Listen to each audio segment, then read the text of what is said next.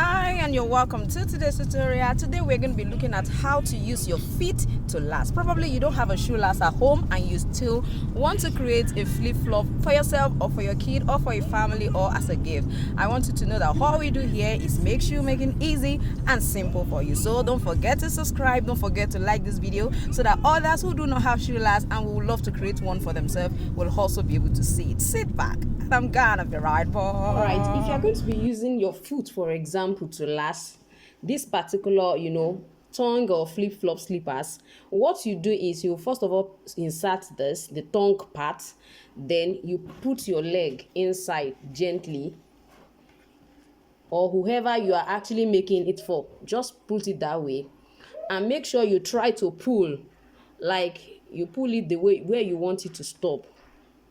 Then we go this way. Make sure that you have enough to go under the foot. That one is very important. So, like I'm going to do it this way. You can see it. You see that I raise up my leg to put it under, then I put it right on top there. So if you think you are okay, if you think this place is too tight, pull it forward a bit, like pull it out, and let it be the way you want it. You understand? Don't put one here and put another one down at the back. No, make sure that at least, like I said before, if you are using the shoe last, just pull it backward. And if you want your own to look like this, it's also not a crime. It can look like this, just leave it this way, it's also fine. So but mine, I think I want it to go a bit backward and a bit backward here. So what you want to do after I have done this is, if it's your leg, the best way to undo it is this. If it's your leg, now what you do is hold it down here and also hold it down at the back and begin to remove your leg gently. Like remove your leg like that. Make sure you still hold it down here. Hold this place. Hold these two sides. And then remove it and turn it to go ahead and then put your glue. That's why I would advise that you just a little to actually align it. Like my own is supposed to be here because of the first one that we use the last to locate. I've already marked it so that both of them will be at the same spot.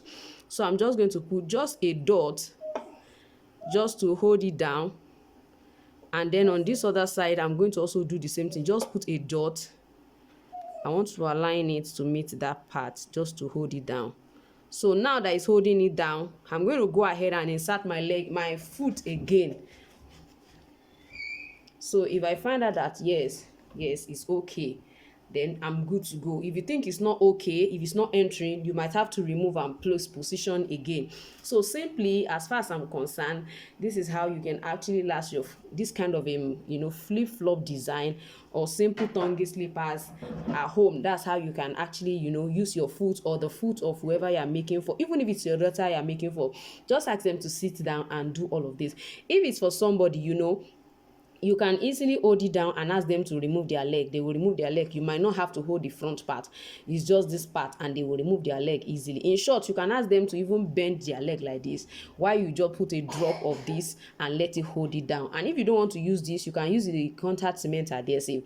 Apply it prior to asking them to put their feet. But make sure that at least it doesn't touch the floor. Let their feet be dangling. They can sit on a chair, you understand, so that the feet can be flying. It doesn't have to be on the floor, so that the gum you apply here will not have attracted some dust, which might stop it from bonding with this one again, in case you don't want to use this one and you want to, because this one you have to really be careful, like seriously be careful, because this one can actually tear apart your leather. It can do a lot of things with your leather. If you are using a genuine skin, it might not even hold it at all. It might not hold it at all. So I need you to be very careful. So for me, this is very free and already okay. You can see what it looks like. It's okay with me. So I'm just going to remove it and then finish it. If you look at where it stopped, you find out that this one is a bit here and this one is here. So it's not like this one went inside and this one came outside. Most times they are supposed to be at the same spot. I hope you understand that. So here, I'm going to just turn this way, turn this way, and then just hold it down here. Because I find out that this will hold it down better without it pulling out than when I use my ordinary contact cement adhesive. So I can go ahead and apply my gum now. I'm going to be using, like I said, the OC High brand of the contact cement adhesive. That's what I'm going to be using. and then I'm good to go. So for all of this, I'm just going to put just a drop to finally hold this down and finally hold this down. So you can see what this looks like using my foot to actually last it. So I hope you understand what I've just done right now.